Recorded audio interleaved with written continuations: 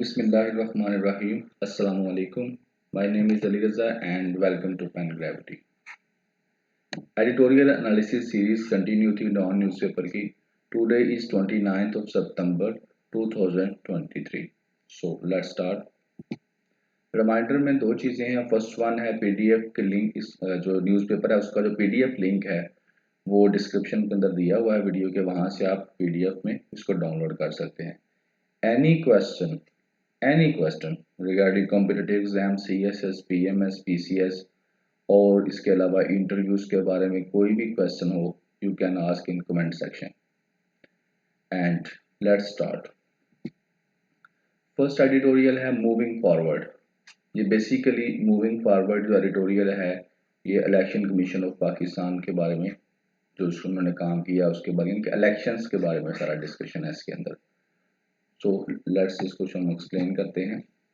Moving forward के अंदर जो बात हो रही है वो इलेक्शन कमीशन ऑफ पाकिस्तान के बारे में हो रही है. अब हुआ क्या है कि फर्स्ट स्टेप जो होता है, द फर्स्ट फॉर्मल स्टेप जो हुआ वो कंप्लीट हो गया. वो क्या है कि डीलिमिटेशन करना ऑफ कॉन्स्टिट्यूएंसीज की. वो डीलिमिटेशन उन्होंने कर दी है. कॉन्स्टिट्यूएंसीज की डीलिमिटेशन कर दिया on the basis of 2023 census. जो 2023 की मरदमशुमारी हुई थी उसके मुताबिक डीलिमिटेशन कॉन्स्टिट्यूएंसीज की कर दी है. इसका मतलब क्या है कि डिमार्केशन कर दी है कि ये वाली जो सीट है नेशनल असेंबली की या प्रोविंशियल असेंबली की ये किस इलाके के अंदर अंदर होगी. यानी कि ये जो है ये वाला एरिया जो है इस सीट को रिप्रेजेंट करेगा. That is called delimitation of constituencies. ठीक होगा. फर्स्ट बात ये होगी. सेकेंडली वो कह रहा है कि दैट इज द वे. ये कमिटमेंट कम्युनिकेशन होती है कि इलेक्शन कमीशन ऑफ पाकिस्तान ने कम्युनिकेट कर दिया है ये वाला काम करके वोटर्स को कि वो जाकर अपना देख लें कि वो कहाँ किस इलाके में किस सीट पर वोट डालेंगे. अगले इलेक्शन जो आ रहे हैं उसमें वो किस सीट पर उनके जो वोट्स हैं उनकी एलिजिबिलिटी है. अगर आगे वो इसको देखें तो सिटीजन पर्सपेक्टिव से तो ये कोई बड़ी बात नहीं है कि ठीक है जिस आपको इलाके में आपका नाम है आप वहां जाकर वोट कास्ट कर देंगे.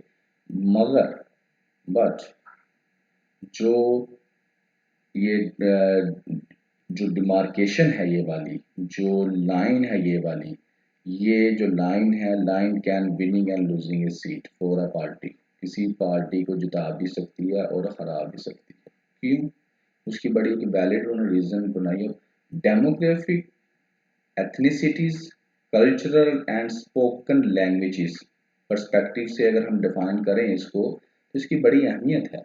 फॉर एग्जांपल ये एक इलाका है यहाँ पर सारे एक बरादरी के लोग रह रहे हैं जी. जिस तरह हमारे यहाँ पे caste system is very important और वो सारी बरादरी कहती है कि हमने इस बंदे को वोट देने हैं. अब होता क्या है जो नई डिमार्केशन आती है वो यहाँ से आधा इलाका दूसरे इलाके में डाल देती है और ये वाला आधा इलाका दूसरे इलाके में डाल देती है. तो यहाँ से इतने लोग जब उसमें वोट डालेंगे और ये वाले उतने डॉलर से इनकी पावर कम हो जाएगी. तो इस लिहाज से क्योंकि हमारी जो पाकिस्तानी सोसाइटी है दैट इज ये डिफाइन है डिवाइड हुई पड़ी है मुख्तलिफ बेसिस के ऊपर. रिलीजन की बेस के ऊपर, लैंग्वेज की बेस के ऊपर और कास्ट की बेस के ऊपर एंड मैनी अदर रीजंस. सो ये इस वजह से वो कह रहे हैं कि इस लिहाज से जो है इसकी बड़ी वैल्यू है डिमार्केशन करने की. अब आगे वो बात करता है सिग्निफिकेंट चेंजेस. जो मेन चेंजेस की गई हैं वो क्या है. कुछ डिस्ट्रिक्ट्स में से वहां से कुछ सीट ले ली गई हैं taken away from some districts and added to other. और वहां कुछ सीटें वहां से लेकर दूसरे डिस्ट्रिक्ट्स के अंदर ऐड कर दी गई हैं. क्यों? क्योंकि आपको पता है 25th कॉन्स्टिट्यूशन जो हमारी अमेंडमेंट है कॉन्स्टिट्यूशन के अंदर उसके तहत क्या हुआ था जो नंबर ऑफ सीट्स थी वो कम ज़्यादा भी हुई हैं. और इसके अलावा जब भी सेंसिस होता है तो सेंसिस के बाद एक फार्मूला है उसके मुताबिक जो है ये सीट्स की डिवीजन की जाती है. ठीक है. तो इस लिहाज से फिर क्या हुआ इस 2023 के सेंसिस के हिसाब से जो है इलाके जो हैं कुछ इलाके ले लिए गए किसी सीट से और दूसरी को दे दिए गए. इसी तरीके से a parts of different districts merge together to form new constituencies.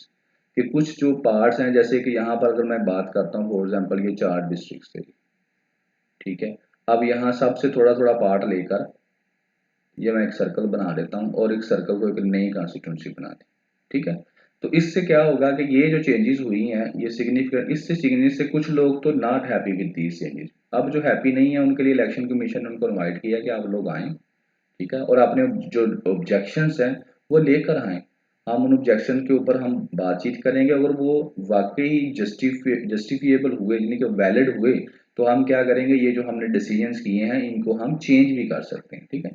तो अब एक चीज़ तो ये होगी जो है, अब नए जो आगे वो बात करता है वो कहता है कि ये जो फ्रेश कंस्टिट्यूएंसीज बाउंड्री की डिमार्केशन थी, ये बेसिकली वैसे तो 90 डेज के अंदर अंदर इलेक्शन होने थे अकॉर्डिंग टू द कॉन्स्टिट्यूशन, मगर ड्यू टू दिस कि जी नया सेंसस हुआ है, हमारे पास डाटा नहीं आया, तो हमारे पास मरदमशुमारी का डाटा आएगा तो उसके लिहाज से हम बाउंड्रीज जो हैं वो डिमार्केशन करेंगे, हल्का बंदियां करेंगे, तो फिर ही इलेक्शन होगा। तो ये एक क्रक्स है इस चीज़ का कि इलेक्शन कमीशन ने जस्टिफाई किया कि क्यों वो पोल जो है वो टाइम पे नहीं हो रहे, क्यों लेट क्यों हुआ है, डेडलाइन 90 दिन से ज़्यादा लेट क्यों हुए हैं। तो ये एक बड़ी वैलिड जो है उनके पास जस्टिफिकेशन थी, क्योंकि कॉन्स्टिट्यूंसीज हमने नई जो है उनकी डिमार्केशन करनी, ठीक है। एक चीज़ तो ये वो है। आगे वो कहता है कि जिनको ऑब्जेक्शंस है वो टाइमली जो है रजिस्टर करें अपनी कंप्लेन को, और कंप्रीहेंसिव पॉजिटिव आर्गूमेंट के साथ कंप्लेन को लेके चलें कि जब उनको बुलाया जाए तो वो बड़े अच्छे तरीके से अपना केस प्रेजेंट कर सके, ताकि जो टाइमली हम चीज़ों को सॉर्ट आउट किया जा सके। अदरवाइज क्या होगा, अगर टाइमली नहीं होंगी ये चीज़ें तो फिर अल्टीमेटली फिर एक और रीज़न बन जाएगी for the delay of elections. तो अगर फर्दर डिले से बचना चाहते हैं तो जिनको भी ऑब्जेक्शन है इन चीज़ के ऊपर, वो टाइमली जाके परस्यू करें, करें, कंप्लेन को रजिस्टर करें, और जो भी उनके वैलिड आर्गूमेंट हैं उनको बड़े प्रिसाइजली तरीके से वो एक्सप्लेन करें। तो ये था जी फर्स्ट एडिटोरियल। फर्स्ट एडिटोरियल के अंदर हमने जो डिस्कशन की that is only about the election commission of Pakistan, और ये अल्टीमेटली ये जो चीज़ है ये डेमोक्रेसी के अंदर भी इम्पोर्टेंट रोल अदा करेगी टॉपिक के अंदर, और इसके अलावा जो राइट्स होते हैं उसके अंदर भी, और इसके अलावा जो एनएफसी अवार्ड है उसमें भी, और इसके अलावा ये लेजिस्लेशन के अंदर भी ये टॉपिक आप पुटअप कर सकते हैं। अब टॉपिक है क्या, ये जो हल्का बंदियां की गई हैं, अगर हम इनको इसको इस चीज़ को, ये जो चीज़ है डेट इम्पैक्ट दिस एवरीथिंग, ठीक होगा जी। चलिए नेक्स्ट नेक्स्ट टॉपिक है पाइपलाइन इन स्टेटस। अब इसके अंदर जो डिस्कशन है वो है ईरान पाकिस्तान गैस पाइपलाइन की। इसको पीस पाइपलाइन भी कहा जाता है। पहले इसके अंदर इंडिया भी शामिल था, लेकिन अब इंडिया इसके अंदर से निकल चुका है, तो ये दो मुल्कों के दरमियान पाइपलाइन है, इसके बारे में वो डिस्कशन करता है। पाइपलाइन स्टैटिस्टिक्स, इसमें क्या है, कहता है कि ईरान पाकिस्तान जो गैस पाइपलाइन है वो कहीं भी नहीं गई, वहीं के वहीं खड़ा है प्रोजेक्ट, स्टिल ऑन टेबल, कोई उसके अंदर मूवमेंट नहीं हुई। और इसमें जो मेन पॉइंट है इसकी वजह जो बताता है कि क्यों नहीं ये अभी तक ये जो प्रोजेक्ट है किसी तरफ लगा, क्यों नहीं ये अभी तक हल हुआ या किसी इसको प्रैक्टिकल शेप में लेके गए, उसकी बड़ी वजह प्रिंसिपल अपोजिशन जो बताता है कि इसकी सबसे बड़ी मुखालफत जो है वो फॉरेन एक्टर्स हैं, जिनमें यूएसए और सऊदी अरेबिया शामिल हैं। क्यों? क्योंकि उनकी रिवैलरी है ईरान के साथ। तो इस वजह से ये जो फॉरेन एक्टर हैं, क्योंकि पाकिस्तान की इकोनॉमी है इन दोनों का बड़ा अहम किरदार है, तो ये पाकिस्तान की जो भी प्रेजेंट गवर्नमेंट होती है उसको काफ़ी प्रेशराइज करते हैं to not take any practical steps for the completion of this project. तो अल्टीमेटली ये जो प्रोजेक्ट है ये स्लो हो जाता है या इसके ऊपर स्पेशल वर्किंग ही नहीं की जाती। अब वैसे अगर देखा जाए तो इस प्रोजेक्ट के बेनिफिट्स पाकिस्तान का बहुत ज़्यादा है। जैसे गैस की प्राइसेस जो हैं वो बहुत ज़्यादा कम हो सकती हैं, जो हम अभी के लिए गैस या इंपोर्ट कर रहे हैं या ऑयल इंपोर्ट कर रहे हैं, that is on very high price. लेकिन अगर हमारा ये जो है प्रोजेक्ट हो जाता है तो गैस की प्राइसेस बहुत कम हो जाएंगी, और ultimately it will be beneficial to the nation को बेनिफिट होगा, इंडस्ट्री को बेनिफिट होगा, और पाकिस्तान को बेनिफिट होगा इसका बहुत ज़्यादा। और इसके अलावा एक और चीज़ है कि अगर हमारे पास डॉलर्स नहीं है इस प्रोजेक्ट को कंप्लीट करने के लिए, तो हम दूसरी करेंसीज भी यूज़ कर सकते हैं, हम युआन यूज़ कर सकते हैं। जिस तरह हमने रशिया से तेल परचेज करने के लिए ये युआन करेंसी का इस्तेमाल किया, तो इस प्रोजेक्ट के अंदर भी हम ये युआन करेंसी इस्तेमाल कर सकते हैं। तो इसलिए इस लिहाज से भी ये बड़ा एक फेवरेबल है पाकिस्तान के लिए कि पाकिस्तान अगर इसको कंप्लीट करना चाहे तो वो कर सकता है।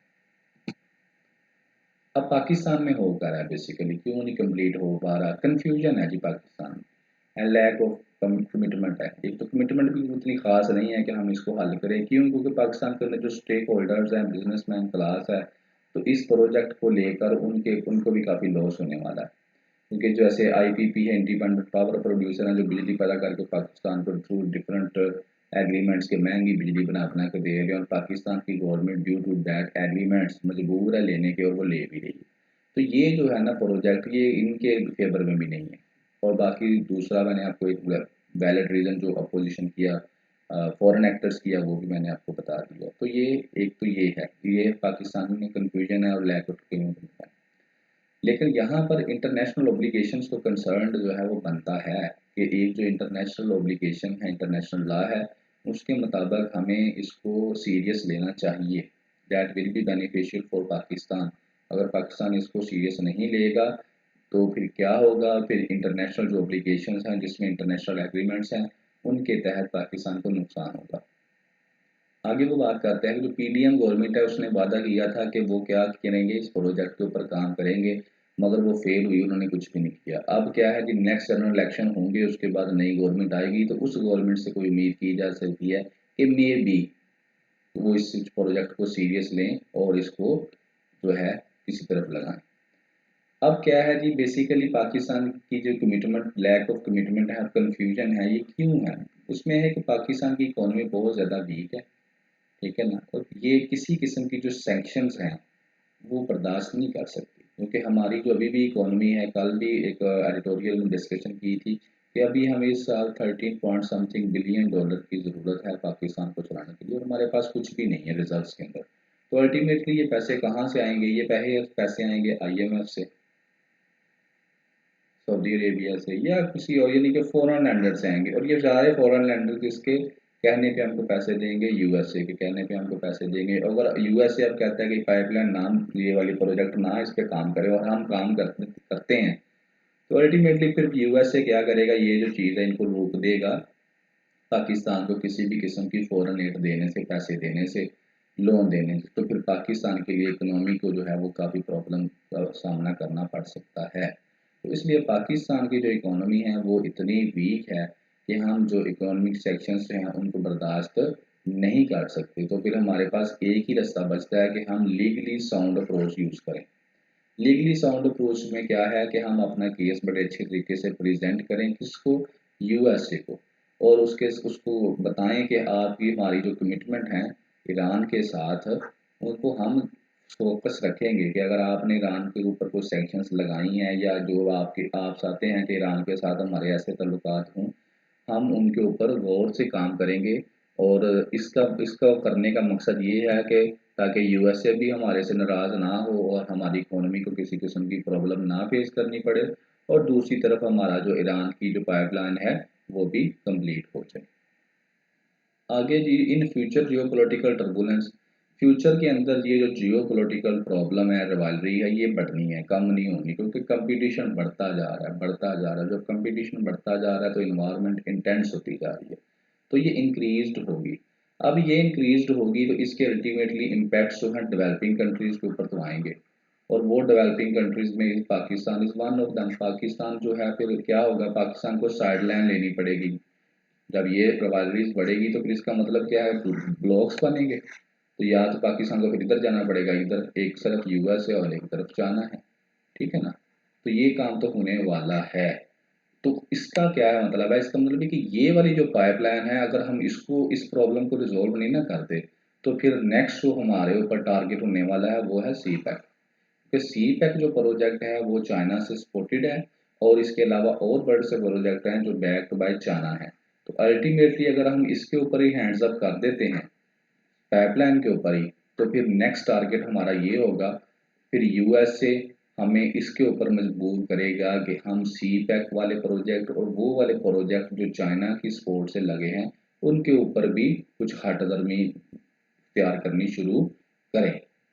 तो इसलिए हमें जो है इसके ऊपर फोकस करना चाहिए कि हम इसी प्रोजेक्ट के ऊपर उसको कन्विंस कर सकें, ताकि वो वहीं पर रुक जाए।